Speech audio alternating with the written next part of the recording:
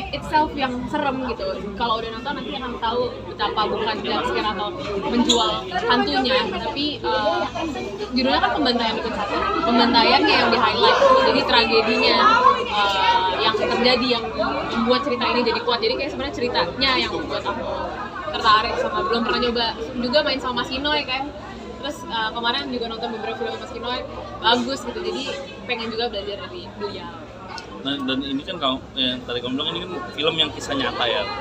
Kita sebenarnya filmnya mengambil based on thread by Zero Point.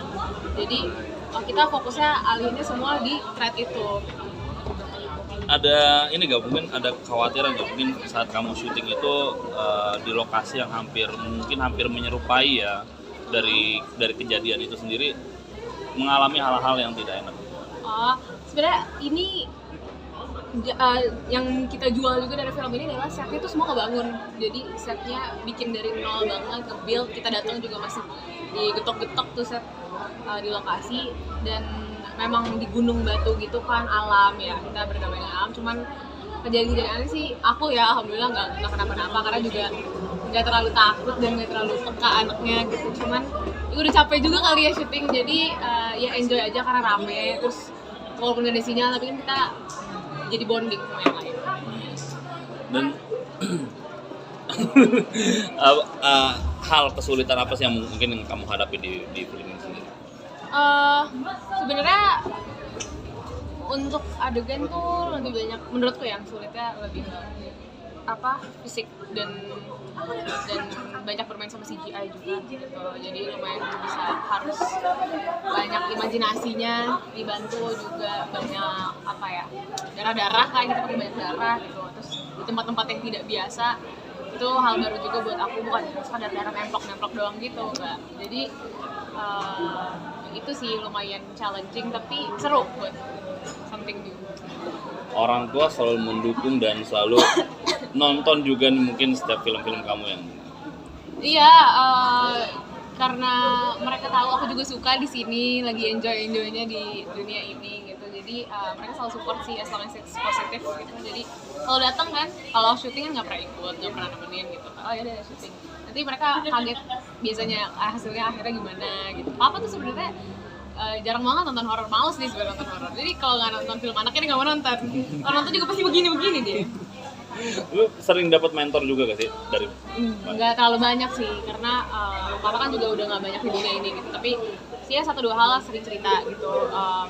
Dia juga kayaknya senang karena anaknya di dunia yang ya di entertain, yang dimana dia juga senang dulu di situ gitu. Jadi sharing pasti ada, cuman bukan yang mentoring kayak kamu harus begini, kamu harus gitu, enggak. Itu benar-benar biarin anaknya belajar sendiri di lapangan dan mencari jalannya sendiri. Tapi ngerasa ini nggak sih dengan nama besar seorang bokap gitu kan, jadi privilege sendiri untuk kamu gitu? Privilege dalam hal sebenarnya bisa dari dua sisi ya. Kalau privilege itu pasti seneng karena lebih lebih di respect juga, lebih dihormati lah, cuman pada akhirnya kan apa yang kita suguhkan juga hasil karya sendiri, jadi hasil kerja keras sendiri juga. Kayak aku bilang tadi, jarang banget mentoring juga kan papa di kantor ya gitu. Cuman aku malah senang kalau nunjukin hasil akhir gitu ke papa di setiap filmnya, ada progres gitu. Nanti sampai rumah dia bilang mainnya makin bagus, mainnya makin ini, mungkin nanti kedepannya gini, kedepannya gitu. Jadi pengen ngasih lihat ke papa juga step-stepnya aku dari bawah banget, dari nol banget gitu. Dari semoga besok project kemudian akan bisa lebih bagus lagi gitu. Jadi nggak burden juga, cuman ya privilege ya. Tapi masih sering dipantau papa juga sih mungkin untuk mengambil peran. Aku selalu cerita sih kalau mau dapet gitu kayak mau ambil ini nih, pasti dia selalu kayak alhamdulillah, semoga jadi lebih baik, kesempatan baru. Dia senang kan setiap anaknya dapat kesempatan. Ntar kalau karakternya agak beda dikit, astagfirullah ini kayak bukan anak papi, astagfirullah ini gitu. Tapi ya dia mah selalu sok atuh gitu.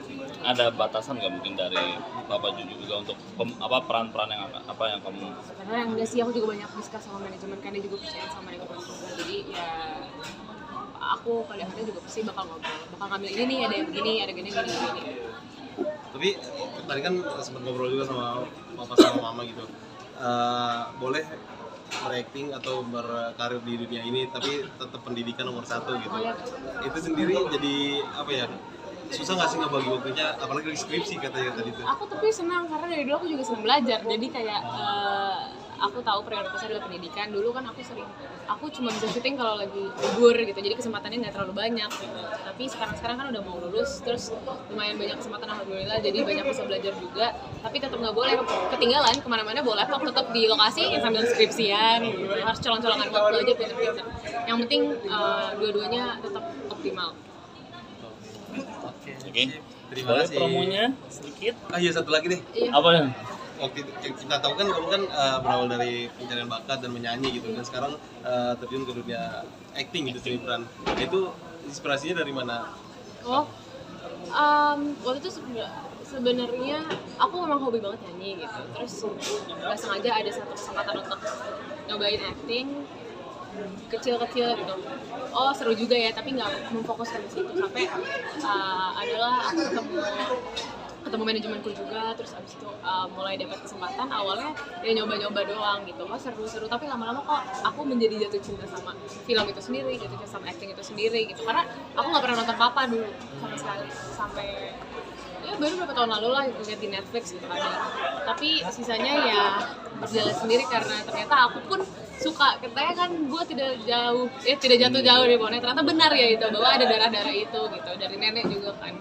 Cuman ya pada akhirnya mungkin kalau dari keluarga kan pasti akan, karena pernah ada di dunia itu, akan kasih tahu oh jangan kesini nanti ada apa, karena mereka pernah ada itu. Tapi yang jalannya tetap aku, yang lewatnya tetap aku. Sip. Thank you. Oke, aku promo dulu dikit. Iya boleh.